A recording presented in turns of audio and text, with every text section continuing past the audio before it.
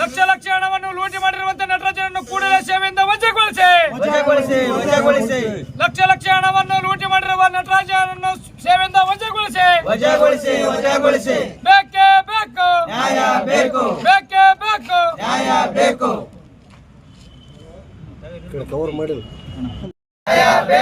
ಎಲ್ಲಿವರೆಗೆ ಹೋರಾಟ? ಎತ್ತಕ್ಕಾಗಿ ಹೋರಾಟ. ಲಕ್ಷ ಲಕ್ಷ ಹಣವನ್ನು ಲೂಟಿ ಮಾಡಿರುವಂತಹ ನಟರಾಜನನ್ನು ಕೂಡಲೇ ಸೇವೆಯಿಂದ ವಜಾಗೊಳಿಸಿ. ಲಕ್ಷ ಲಕ್ಷ ಹಣವನ್ನು ಲೂಟಿ ಮಾಡಿರುವ ನಟರಾಜನನ್ನು ಸೇವೆಯಿಂದ ವಜಾಗೊಳಿಸಿ. ಬೇಕೇ ಬೇಕು, ಬೇಕೇ ಬೇಕು. ಮಾಡ್ತಿರುವ ತಾಲೂಕು ಆಡಳಿತಕ್ಕೆ,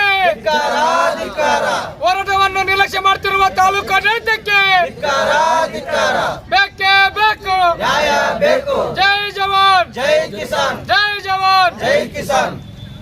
ಬೇಕು, ನ್ಯಾಯ ಬೇಕು, ಬೇಕೇ ಬೇಕು, ನ್ಯಾಯ ಬೇಕು. ರೈತರ ಹೋರಾಟಕ್ಕೆ, ರೈತ ಅಧಿಕಾರಿಗಳಿಗೆ, ರೈತ ವಿರೋಧಿ ಭ್ರಷ್ಟ ಅಧಿಕಾರಿಗಳಿಗೆ ಬೇಕು, ನ್ಯಾಯ ಬೇಕು, ಬೇಕೇ ಬೇಕು, ನ್ಯಾಯ ಬೇಕು. ಹೋರಾಟವನ್ನು ನಿರ್ಲಕ್ಷ್ಯ ಮಾಡ್ತಿರುವ ತಾಲೂಕು ಆಡಳಿತಕ್ಕೆ ಬೇಕೇ ಬೇಕು, ನ್ಯಾಯ ಬೇಕು. ಎಲ್ಲಿವರೆಗೆ ಹೋರಾಟ? ಗೆಲ್ಲುವವರೆಗೆ ಹೋರಾಟ, ಏತಕ್ಕಾಗಿ ಹೋರಾಟ? ನ್ಯಾಯಕ್ಕಾಗಿ ಹೋರಾಟ. ನಮಸ್ತೆ, ನನ್ನ ಹೆಸರು ಹೊಳೆಯಪ್ಪನ್ ಕೇಶಿ, ಕರ್ನಾಟಕ ರಾಜ್ಯ ರೈತ ಸಂಘ ಹಾಗೂ ಹಸಿರು ಸೇನೆ ತಾಲೂಕು ಅಧ್ಯಕ್ಷರು. ಇಂದೇನು ಮಾಡ್ತಿದ್ದೀವಿ ನಾವೀಗ, ಒಂದು 2 ವರ್ಷದಿಂದ ನಟರಾಜನ ವಿರುದ್ಧ, ಮಹಾಲಿಂಗಪ್ಪನ ವಿರುದ್ಧ ಮೆಮೊರಂ ಕೊಡ್ತಾಯಿದ್ದೀವಿ. ಜಿಲ್ಲಾಧಿಕಾರಿಗೆ ಕೊಡ್ತಾ ಇದ್ದೀವಿ, ತಾಲೂಕು ಮಟ್ಟದ ಅಧಿಕಾರಿಗೆ ಕೊಡ್ತಾ ಇದ್ದೀವಿ, ತಹಸೀಲ್ದಾರಿಗೆ ಕೊಡ್ತಾ ಇದ್ದೀವಿ. ಇದನ್ನು ನಮ್ಮದು ಕೇರ್ ಏನಾದರೆ, ಈ ಬಿಲ್ಲುಗಳನ್ನು ಕೋಟ್ಯಾನುಗಟ್ಟಲೆ ತನ್ನ ತಾಯಿ ಹೆಸರಲ್ಲೇ, ಹೆಂಡತಿ ಹೆಸರಲ್ಲೇ ಹಾಗೂ ತನ್ನ ಹೆಂಡತಿ ಹೆಸರಲ್ಲೇ ಲಕ್ಷಾನುಗಟ್ಟಲೆ ರೂಪಾಯಿ ಈ ಬಿಲ್ಲನ್ನು ಎತ್ತುವಳಿ ಮಾಡಿಕೇಸಿ ಮಕ್ಕಳಿಗೆ ಒಂದೊಂದು ಆಟ್ಲಿಗೆ 100 ಬಕೆಟನ್ನು ಖರೀದಿ ಮಾಡ್ತಿದ್ದಾರೆ. ಈ ಬಿಲ್ಲುಗಳನ್ನು ಖರೀದಿ ಮಾಡಿಕೇಸಿ 65 ಲಕ್ಷ ರೂಪಾಯಿ ಎತ್ತುವಳಿ ಮಾಡಿದ್ದಾರೆ. ಯಾರು? ನಟರಾಜ್ ಅವರು ಕೂಡಲೇ ಸಂಪೂರ್ಣವಾಗಿ ತನಿಖೆ ಆಗಬೇಕು. ಅವ್ರ ಮೇಲೆ ಶಿಸ್ತು ಕ್ರಮ ಕೈಗೊಂಡು ಅವರು ಸಸ್ಪೆಂಡ್ ಮಾಡಬೇಕು.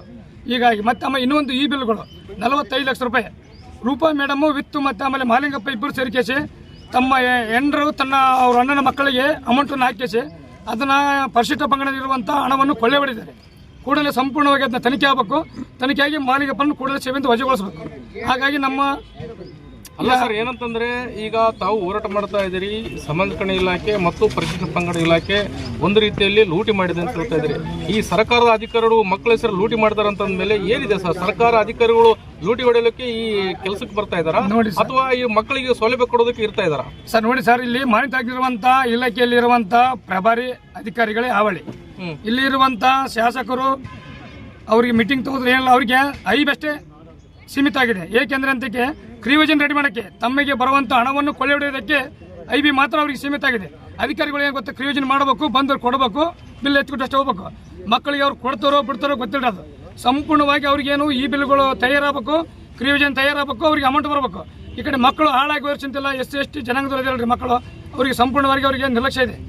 ಹಾಗಾಗಿ ಅವರ ವಿರುದ್ಧ ನಾವು ಸಸ್ಪೆಂಡ್ ಆಗತ್ತಾನೆ ಯಾವುದೇ ಕಾರಣಕ್ಕೂ ನಾವು ಇದ್ದೇವೆ. ಇಬ್ಬರು ಸಸ್ಪೆಂಡ್ ಆಗಬೇಕು. ಪರಿಶಿಷ್ಟ ಪಂಗಡ ಅಧಿಕಾರಿ ಆದಂಥ ಮಹಾಲಿಂಗಪ್ಪ ಹಿಂಗಾಳು ಹಾಗೂ ಸಮಾಜ ಇಲಾಖೆಯಲ್ಲಿ ಕಾರ್ಯನಿರ್ವಹಿಸುತ್ತಿರುವ ನಟರಾಜ್ ಅವರು. ಅಲ್ಲ ಸರ್, ಈಗ ಇಷ್ಟೊಂದು ನೀವೆಲ್ಲ ಸಮಸ್ಯೆಗಳನ್ನು ಇಟ್ಟುಕೊಂಡಿದ್ದೀರಿ.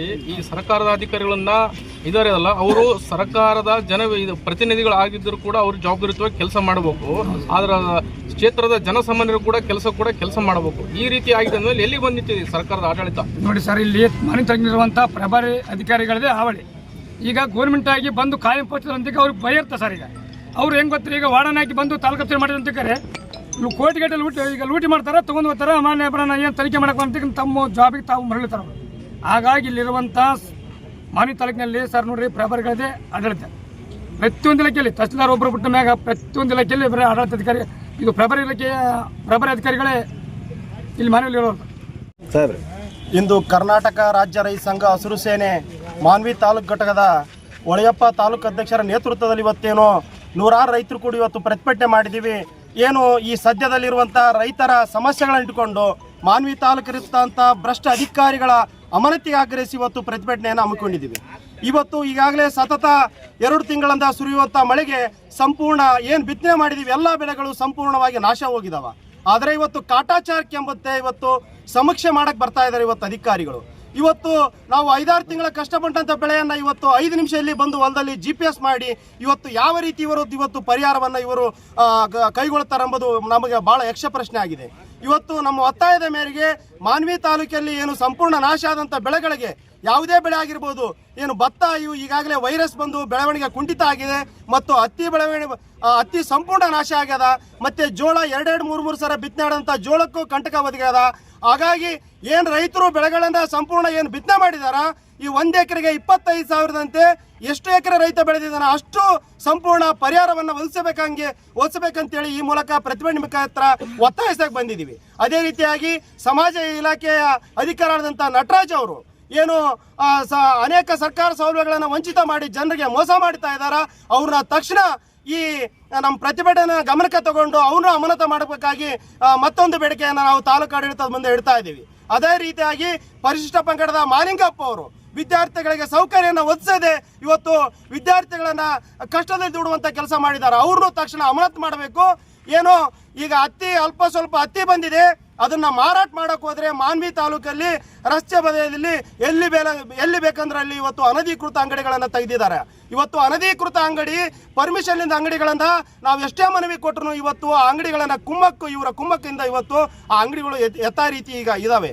ಹಾಗಾಗಿ ಯಾರು ಸಂಬಂಧಪಟ್ಟ ತನಿಖೆಗೊಳಪಡಿಸಿ ಯಾರು ತಪ್ಪು ಮಾಡ್ತಾ ಇದ್ದಾರೋ ಅವ್ರ ಮ್ಯಾಗೆ FIR ದಾಖಲಿಸಬೇಕು. ರೈತರ ಜೊತೆ ಆಗಿರ್ಬೇಕಂತ APMC ಅವರು ದಲ್ಲಾಳಿಗಳ ಪರವಾಗಿ ನಿಂತಿರೋದನ್ನು ನಾವು ರೈತ ಸಂಘ ಖಂಡಿಸ್ತಾ ಇದೆ. ಹಾಗಾಗಿ ಈ ಸಂಬಂಧಪಟ್ಟ ತಾಲೂಕು ಆಡಳಿತ ಈ ಪ್ರತಿಭಟನೆ ಸ್ಥಳಕ್ಕೆ ತಕ್ಷಣ ಬಂದು ಏನಾದರೂ ಪರಿಹಾರ ಒದಗಿಸೇ ಹೋದ್ರೆ ಈ ಮುಂದಿನ ದಿನಗಳಲ್ಲಿ ನಾವು ಈಗ ಏನು ನಿರ್ಧಾರ ತಗೋಬೇಕಂತೇಳಿ ರೈತರು ಕೂಡಿ ಒಂದು ದೊಡ್ಡ ಮಟ್ಟದ ಹೋರಾಟಕ್ಕೆ ನಾವು ಸಜ್ಜಾಗ್ತಾ ಇದ್ದೀವಿ.